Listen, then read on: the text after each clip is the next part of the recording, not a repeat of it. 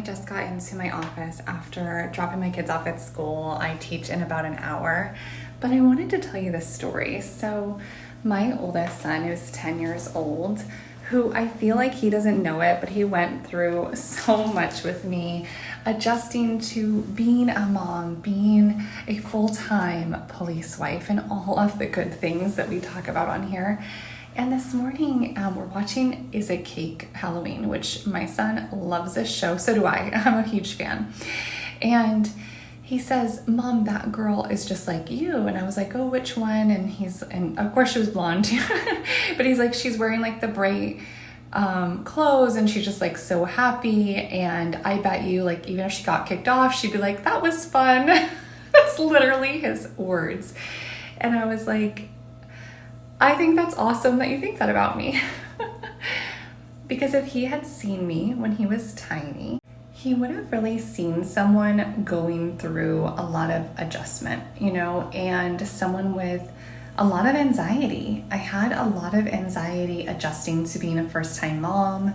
I had just moved here to LA. I didn't know anyone, and my husband was working so much more. Even today, he works like 75 plus hours a week, but back then it was like a lot of unexpected overtime, a ton of court. Like, I felt like he was never home, and I literally said that to him, and there was a ton of tension in our marriage.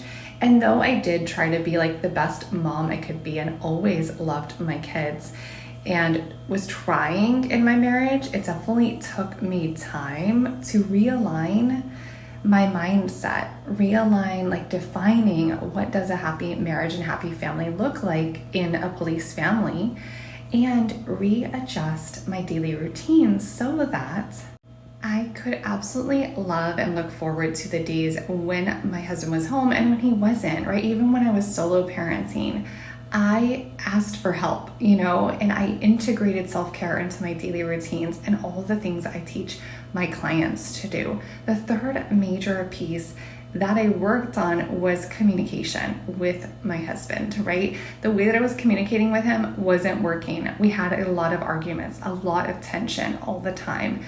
And I was just hitting a wall, like what can I do here, right? And when I consciously thought about trauma and what that does to the body, when I consciously developed empathy for my husband and for his workouts that took time away from the family, I developed pride in him over time and an ability to be patient and talk to him at a time that he was biologically available. And now